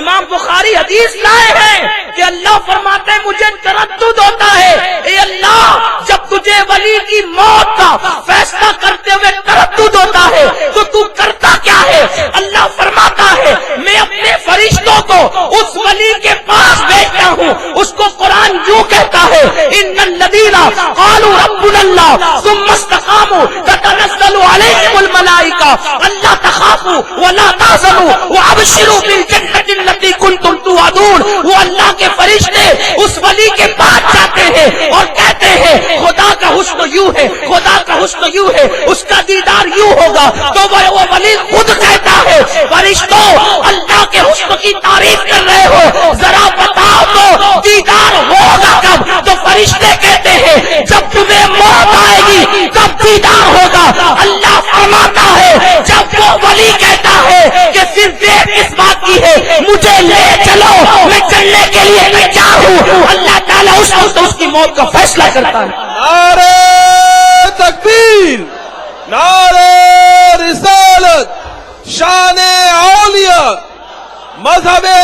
सुन्नत। पहले वली कहता है मैं चलने के लिए तैयार हूँ, फिर खुदा फैसला करता है फिर आ जा। या अय्यतुहन नफ्सुल मुतमइन्ना इरजिई इला रब्बिकी रादियतम मर्दिया फदखुली फी इबादी वदखुली जन्नती। ये शान वलियों की है। तो गौसे पाक फरमाते हैं उसने अदब नहीं किया तो बद्दुआ दी वली ने के जा तेरा खात्मा ईमान पे नहीं होगा, तू काफिर होकर मरेगा। फिर दूसरे से कहा तू भी पूछना चाहता था ना, लेकिन इम्तिहान नहीं लेना चाहता था, जबान तो तू भी खोलना चाहता था। सुन तेरा ये सवाल ही उसका जवाब, तू मरेगा तो दुनियादार होकर मरेगा, चूंकि तेरी सजा कुछ कम है कि तूने कम बेअदबी की। तू दुनियादार होकर मरेगा। और मेरे गौस को सीने से लगाया, फरमाते बेटे अब्दुल कादिर तूने वो अदब किया, मैं तेरे अदब से खुश हुआ। मैं देख रहा हूं कि एक वक्त तो तुझ पर आएगा कि तू बगदाद की जामा मस्जिद के मिंबर पर बैठकर कहेगा मेरा ये कदम हर वली की गर्दन पर है। सारे वली तेरे लिए अपनी गर्दन को झुका देंगे। शाह अबुल हुसैन अहमद नूरी महरेरवी फरमाते हैं कि जब गौसे पाक ने ये कहा कि मेरा ये कदम हर वली की गर्दन पर है, तो जो वली जमीन के ऊपर थे सब ने गर्दन झुकाई। जितने थे सब ने, जो कब्र के अंदर थे उन्होंने कब्र के अंदर गर्दन झुकाई, जो आलम अरवा में थे उन्होंने आलम अरवा में गर्दन झुकाई, हत्ता के जो वली माँ के पेट में थे उन्होंने माँ के पेट में गौसे पाक के लिए गर्दन झुका दी। ये सब ने गर्दन झुकाई। आजकल कुछ लोग ये भी राहें निकालते हैं फलां साहब ने नहीं झुकाई, फलां साहब ने नहीं झुकाई। इसमें तुम्हारा क्या है? फलां साहब ने नहीं झुकाई। गौसे पाक के लिए वो झुक जाएं और झुकने को पसंद करें, क्योंकि गौस के लिए जो न झुके अल्लाह उसको उससे विलायत छीन लेता है, और जो झुक जाए यार चोर हो तो अल्लाह उसको विलायत अता फरमाता है। डाकुओं को तौबा करके विलायत की मंजिल पर पहुंचाया जाता है। तो जिस वक्त मेरे गौस ने कहा मेरा ये कदम हर वली की गर्दन पर है, तो सब ने गर्दन झुकाई। बल्कि यहां तक बयान किया गया, मुहक्किकीन बयान करते हैं, अल्लामा शहबाज आलम भागलपुरी रहमतुल्लाह अलैह तहकीक बयान करते हैं कि सरकारे गरीब नवाज उस वक्त तो खुरासान के जंगलात में थे और आपने गर्दन इतनी झुकाई कि पेशानी जमीन पर लग गई, पेशानी जमीन पर लगी। और मेरे ख्वाजा ने कहा अरे ख्वाजा तो पूरे हिंदुस्तान के बादशाह हैं, जब उन्होंने झुका दिया तो हिंदुस्तान का कौन सा वली है जिसने नहीं झुकाया हो? वाह वाह वाह, क्या बात है, वाह वाह। कौन सा होगा जो आप रास्ते निकाल रहे हैं, कौन सा होगा जिसने नहीं झुकाई? क्योंकि हिंदुस्तान में गरीब नवाज से बड़ा कोई वली है ही नहीं। और सबसे बड़े का जिक्र किया जा रहा है कि उस बड़े ने इतनी झुकाई कि पेशानी जमीन से लगा दी। और क्या कहा? अल्लाह अकबर। मेरे गौस को गौस सिर्फ उनके मुरीदीन ही नहीं कहते, जाहिल अवाम नहीं कहती, वक्त का विलायत का ताजदार मोइनुद्दीन अजमेरी भी उनको गौस कहकर पुकारता है। यूं कहा या गौसुल आजम, आपका कदम सिर्फ मेरी गर्दन पर नहीं मेरे सर पर भी है, मेरी आंखों पर भी है। खुरासान के जंगल में सुनकर यूं कहा, मेरे गौस ने देख लिया और फरमाते हैं गयासुद्दीन के बेटे मोइनुद्दीन ने मेरे अदब में मुबालगा किया, अनकरीब मैंने उसको हिंदुस्तान की विलायत अता कर दी। रिसालत, ख्वाजा का हिंदुस्तान, सरकार आज़म। इस वक्त हिंदुस्तान का मुसलमान परेशान हाल है, वजीर आजम कौन बनेगा? हमें क्या करना है? कोई बने। हिंदुस्तान का कयामत तक के लिए बादशाह तो हमारा ख्वाजा है। हुकूमत वक्त याद रखे, यहाँ तो कल दूसरा रहेगा। जमीन हिंदुस्तान का राजा हमारा ख्वाजा सदा रहेगा। अरे मेरे गौस ने जिसको बना दिया वो 5 साल की ऑटो की भीख पर बादशाह नहीं बनता। मेरे गौस ने अता किया है तो कयामत तक के लिए बादशाह बना दिया है। इसीलिए तो एक अंग्रेज मुफक्किर लिखता है कि हिंदुस्तान में एक कब्र को मैं पूरे मुल्क पर हुकूमत करते देख रहा हूँ। पूछा गया वो कब्र किसकी है, तो कहा कि वो मोइनुद्दीन गरीब नवाज की कब्र है जो अहले हिंद के दिल पर हुकूमत कर रही है। تو میرے غوث نے جب وہ کہا کہ میرا قدم ہر ولی کی گردن پر، خواجہ صاحب نے جھکا دیا، غریب نواز نے جھکا دیا۔ ایک صاحب تھے، بس اختتام کی طرف لے جاؤں، ایک صاحب تھے، ان کے مریدین کچھ زیادہ تھے، وہ عجم میں رہتے تھے، عجمی تھے، تو انہوں نے کہا ہوں وہ بھی ولی میں بھی ولی، میں ان کے لیے قدم جھکاتا، میں ان کے لیے گردن جھکاتا، ان کے قدم کے لیے میں گردن نہیں جھکاؤں گا۔ خراسان میں جو غریب نواز نے کیا وہ بھی میرے غوث نے دیکھا، اور عجم میں جو انہوں نے کیا وہ بھی دیکھا میرے غوث نے۔ جب انہوں نے کہا کہ میں کیوں کر گردن جھکاؤں ان کے لیے، فوراً میرے غوث کی زبان سے جملے نکلے کہ جس کی گردن پر میرا قدم نہیں اس کی گردن پر سور کا قدم ہوگا، خنزیر کا قدم ہوگا اس کی گردن پہ۔ غوث نے کہہ دیا، سرکار غوث العظم نے کہہ دیا، ولایت ان کی چھن گئی۔ ولایت چھننے کے بعد پھر یہ ہوا کہ اللہ اکبر، وہ 500 مریدین کو لے کر حج کے لیے نکلے۔ جب حج کے لیے نکلے 500 مریدین آگے پیچھے ہیں، لیکن چونکہ اب فیضان نظر ساتھ نہیں، اب ولایت نہیں، چھن گئی، پتہ بھی نہیں چلا۔ غوث پاک سے عداوت جو کر لی، غوث پاک سے دشمنی جو کر لی، اللہ اکبر، جو غوث پاک سے دشمنی کرے گا قیامت تک پنپ نہیں سکے گا، بلکہ قبر میں بھی چین سے سو نہیں سکے گا۔ امام کہتے ہیں الاما خیر ہے، اے غوث کو تیکھا تیرا، الاما خیر ہے، اے غوث کو تیکھا تیرا، مر کے بھی چین سے سوتا نہیں مارا تیرا، مر کے بھی چین سے سوتا نہیں مارا تیرا۔ کاش کے لوگ میرے غوث سے عداوت نہ کرتے، ان سے نفرت نہ کرتے، ان کی عظمت کا انکار نہ کرتے۔ میرے پیارے آقا علیہ السلام کے پیارے دیوانوں، اللہ اکبر، میرے غوث نے کہہ دیا کہ جس نے میرا قدم نہ لیا اس کی گردن پر سور کا قدم۔ 500 مریدین کو لے کر کے حج کے لیے نکلے، اتنے مریدین تھے کہ صرف حج میں 500 جو آئے وہ اللہ اکبر، ان کے مریدین کتنے ہوں گے، لیکن جب نکلے ہیں تو راستے میں ایک جگہ پر خیمہ لگ رہا تھا، ایک لڑکی خوبصورت جو ہے وہ کسی عمارت پر کھڑی ہوئی تھی، مریدین خیمہ لگا رہے تھے، ان کی نظر لڑکی پر پڑی، لڑکی پر پڑی تو دل فریفتہ ہو گیا، کیونکہ جب دل میں خدا کی خشیت نہ رہے، عشق مصطفیٰ نہ رہے تو دل کہیں کہیں بہکتا ہے، دل کہیں کہیں بھاگتا ہے۔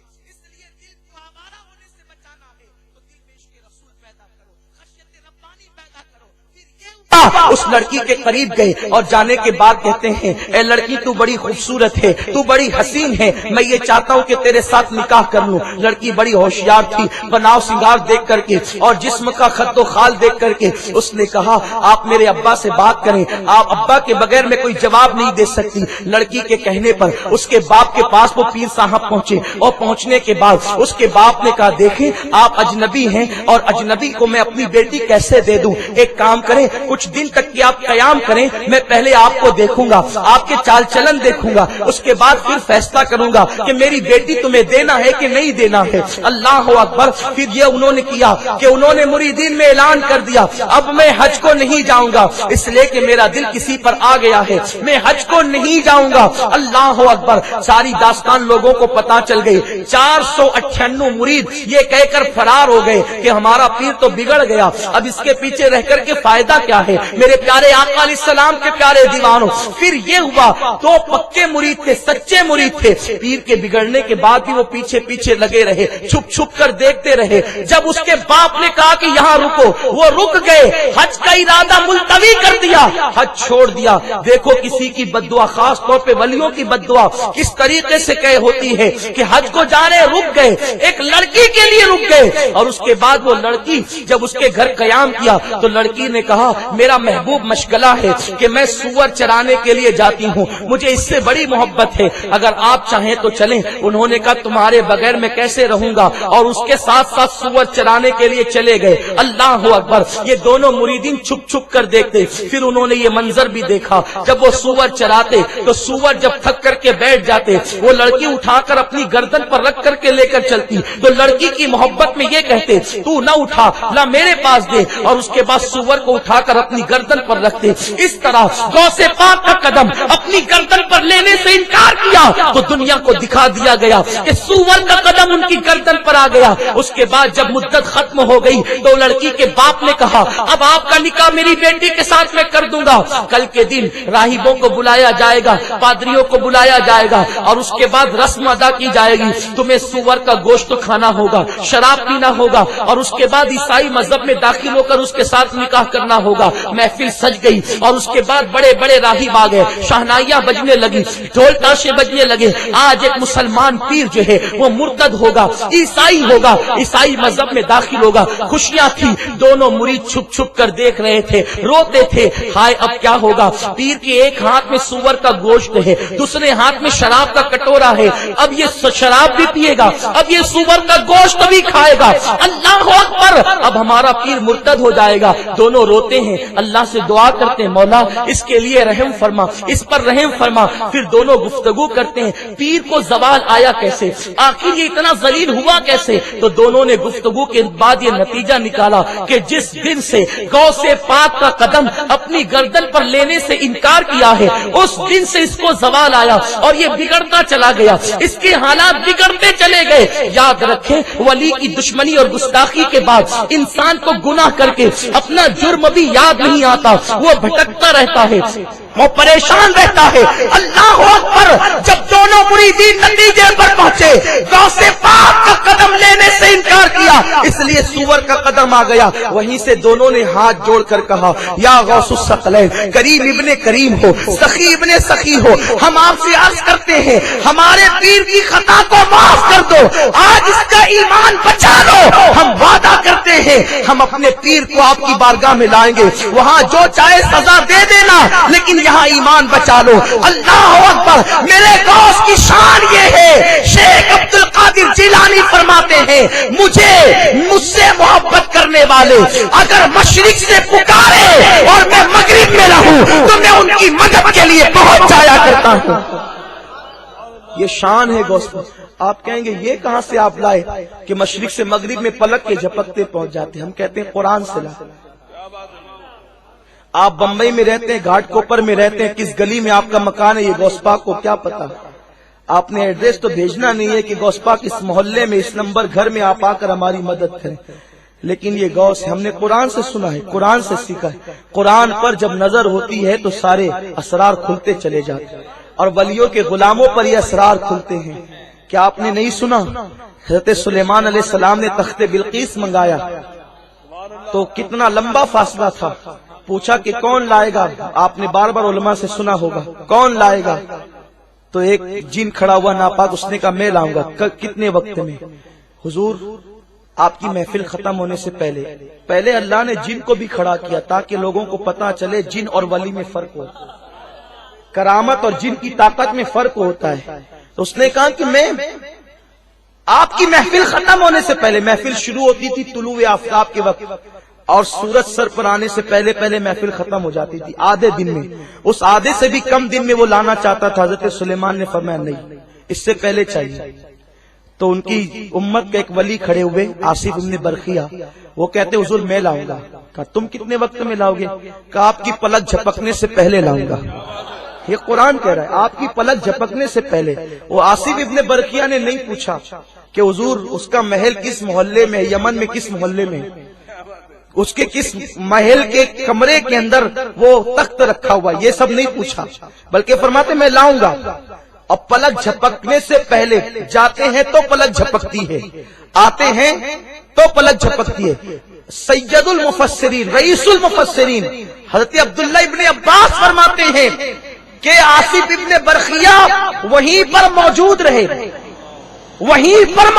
گئے نہیں, جانا آنا نہیں تھا, وہیں پر موجود رہے اور ہاتھ بڑھا کر سلیمان علیہ السلام کی بارگاہ میں تخت بلقیس ان کی پلک جھپکنے سے پہلے ہاتھ بڑھا کر لا کر پیش کر دیا. قرآن کہتا ہے کہ آصف ابن برخیہ کو زبور کا علم تھا, وہیں کھڑے ایک مہینے کے فاصلے سے تخت بلقیس پلک میں جھپکتے لا کر پیش کر دیا. اب مجھے بتاؤ, جس کے پاس زبور کا علم ہو وہ پلک جھپکنے پہلے 1 مہینے کے فاصلے سے تخت بلقیس لا کے پیش کرتا ہو تو میرا غوث تو وہ ہے زبور انجیل توریت کے علوم کو نچوڑ کر اللہ نے قرآن میں رکھ دیا ہے اور اللہ نے قرآن کا علم میرے غوث کو عطا فرمایا ہے. اور غوث پاک امت محمدیہ کے صرف ولی کا نام نہیں، وہاں سلیمان علیہ السلام کی امت کا ولی ہے. یہاں صرف ولی نہیں ہے بلکہ اولاد بھی ہے، نبی کا خون بھی ہے اور اولاد تو بہت ہے. یہ نبی کا لاڈلا بیٹا ہے،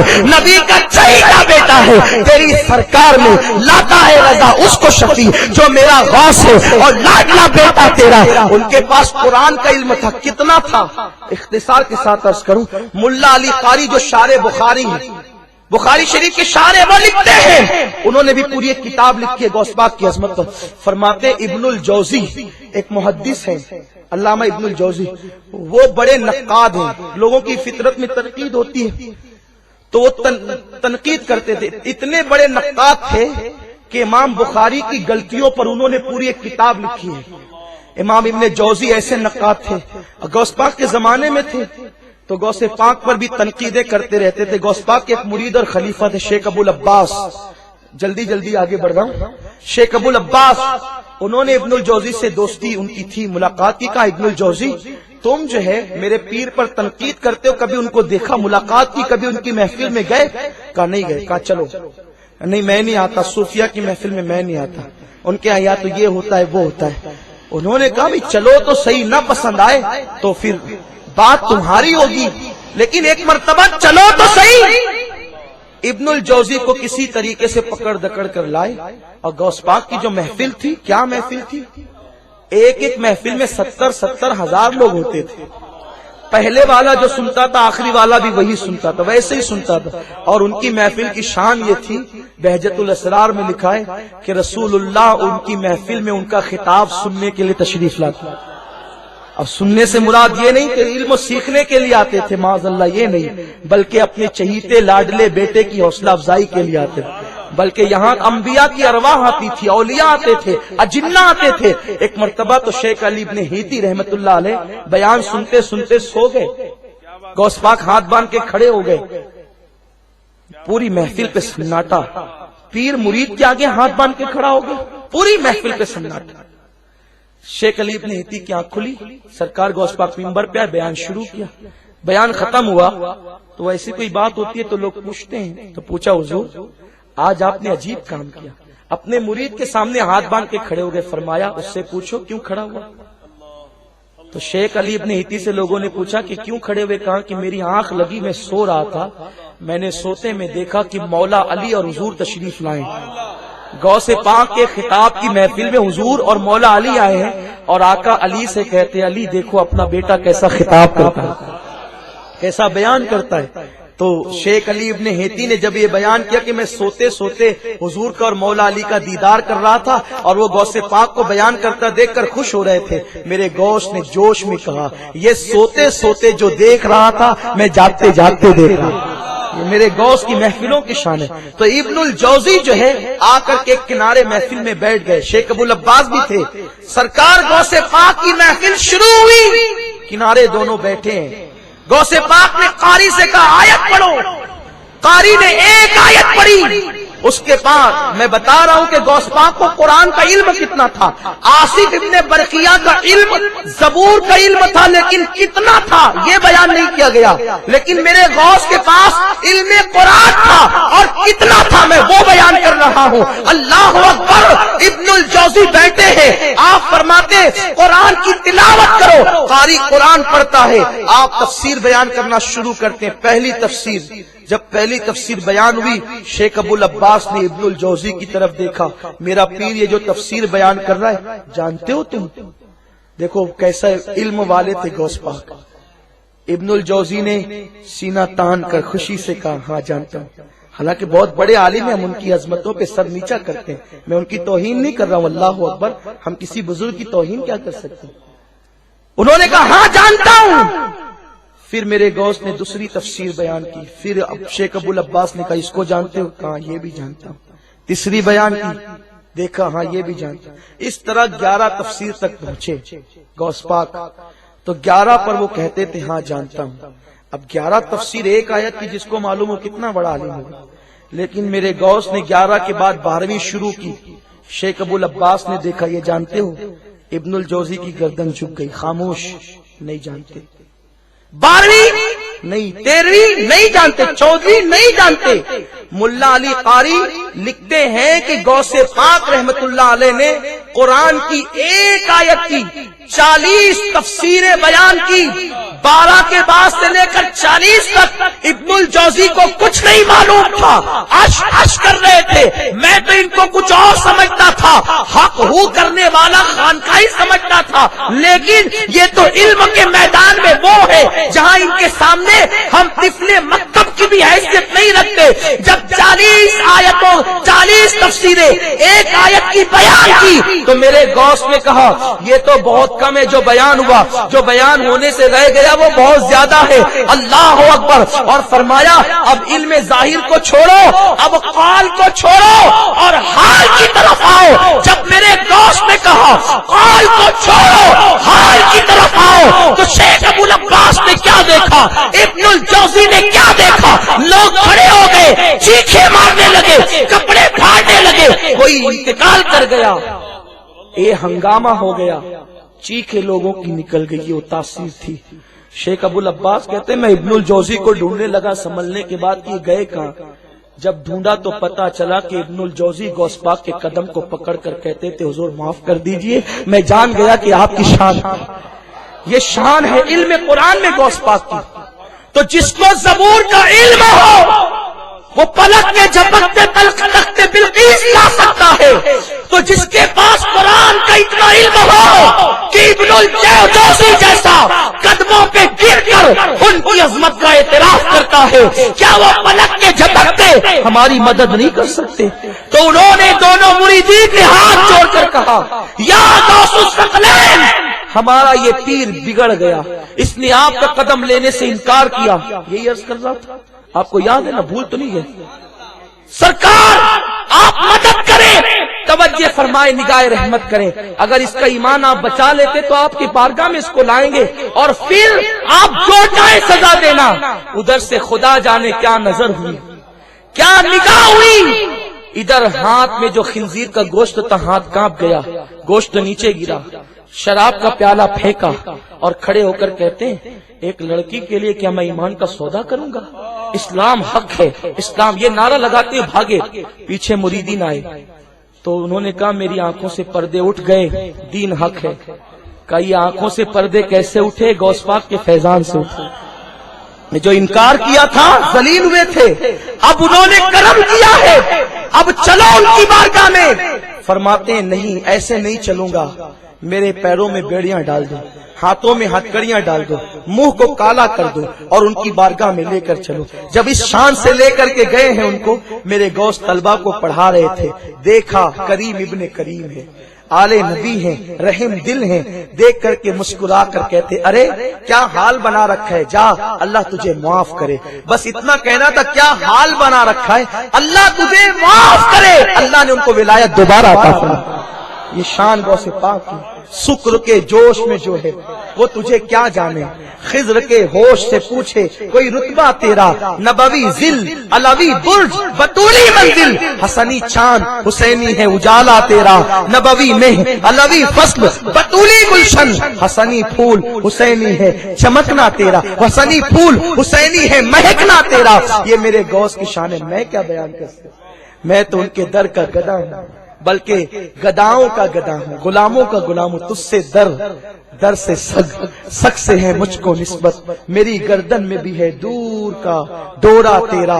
اور کیا اعلیٰ حضرت ہے، قسم کیا پیش کرتے ہیں.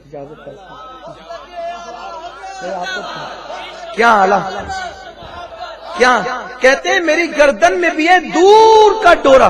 یہ دور کا ڈورا ہے لیکن دور کا ہے، دور کا ہی صحیح لیکن ڈورا ہے. تو پھر کہتے ہیں کیا نظر ہے اس نشانی کے جو سگے نہیں مارے. دیکھو محلے میں کتے دو قسم کے ہوتے ہیں. محلے میں کتے، یہ مثال بیان کروں آپ سمجھیں. محلے میں کتے دو قسم کے ہوتے ہیں. ایک جس کے گلے میں پٹا ہوتا ہے، پٹا ہوتا ہے تو آدمی سمجھ جاتا ہے کہ اس کو ہاتھ نہیں لگانا ہے، یہ اس کا کوئی مالک ہے، اس کو ہاتھ لگائے مارے پیٹے تو ہوگا یہ کہ اس کا مالک آ کے جھگڑا کرے گا۔ اب مالک میں کوئی مزدور بھی ہو سکتا ہے، کوئی سیٹ بھی ہو سکتا ہے، کوئی وزیر بھی ہو سکتا ہے، بہرحال اس کا کوئی نہ کوئی مالک ہے، یہی ہوتا ہے۔ ایک وہ کتا ہوتا ہے جس کی گردن میں کوئی پٹا نہیں ہوتا، یعنی اس کو بوجھ محسوس، اس کو بوجھ نہیں اچھا لگتا، تو اس کو لوگ کہتے ہیں یہ آوارہ کتا ہے۔ یعنی میں کسی کی جو ہے وہ توہین نہیں کر رہا ہوں، میں شعر کی جو ہے وہ آپ کے سامنے تشریح کر رہا ہوں، آپ اس کو سمجھیں۔ تو دو قسم کے کتے آپ نے دیکھے، ایک وہ جس کے گلے میں پٹا، پٹے کا بوجھ اس کو گوارا ہے، لیکن ایک پٹے نے اس کو سدہا مصیبتوں سے بچا لیا ہے، کیونکہ جو دیکھتا ہے عزت کی نظر سے اس کو دیکھتا ہے کتا، بھئی اس کو کوئی روٹی اور نہیں ڈالے، اس کا کوئی مالک ہے ڈالنے والا، یہ ہڈی ڈھونڈنے کے لیے بھٹکے گا نہیں، اس کو وقت پر کھانا مل جائے گا، اس کو بھٹکنے کی ضرورت نہیں ہے، اور کوئی مارے گا تو پھر اس کی خیر نہیں ہوگی، یہ کسی نہ کسی کا ہے، اس کا کوئی مالک ہے۔ اور دوسرا ہے، چاہے جتنا موٹا تازہ ہو، جتنا خوبصورت ہو، چاہے کیسا ہو، اگر پٹا نہیں ہے، جو چاہتا ہے پتھر مار رہا ہے، جدھر چاہ رہا ہے بھٹک رہا ہے، کچرے کی کنڈی پہ منہ ڈال رہا ہے، جو چاہ رہا ہے اس کے ساتھ سلوک کر رہا ہے، مار کھاتا ہے، پٹائی کھاتا ہے، کاؤں کاؤں کر کے ادھر ادھر بھاگتا ہے، کوئی پرسان حال نہیں ہے، تو فرماتے ہیں قیامت کے دن بھی دو قسم کے لوگ ہوں گے میدان محشر میں، ایک کی گردن میں ولیوں کی نبیوں کی غلامی کا پٹا ہوگا، فرشتے دیکھ کر کہیں گے یہ ہے کیسا بھی لیکن پٹے والا ہے، ہاتھ نہیں لگا سکتے، اور دوسرے وہ ہوں گے جو یہاں آوارگی کے ساتھ کہتے ہیں ہمیں تقلید کی ضرورت نہیں، ہمیں نبی کی ضرورت نہیں، ہمیں ولی کی ضرورت نہیں، یہ آواروں کی طرح گھومتے ہوں گے، گردن میں پٹا نہیں ہوگا، فرشتے جو دھلائی کریں گے وہ دیکھنے کے قابل ہوگی۔ اعلیٰ حضرت کہتے ہیں اس نشانی کے جو سگ ہے نہیں مارے جاتے، حشر تک میرے گلے میں رہے پٹا تیرا۔ نعرہ تکبیر،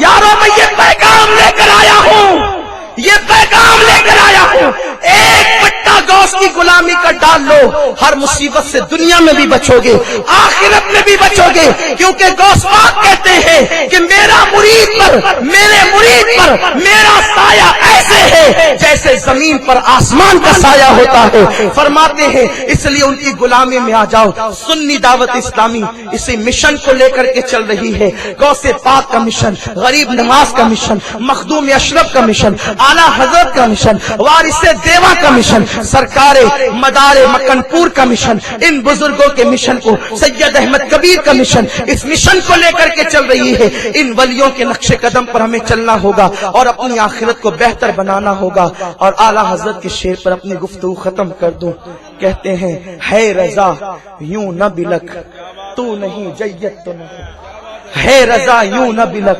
تو نہیں جیت تو نہ ہو، جید سید ہر دیر ہے مولا تیرا۔ السلام علیکم۔ لائک کرے، سبسکرائب کرے ہمارے چینل فیضان اعلیٰ حضرت کو، اور بیل آئیکن ضرور دبائیں۔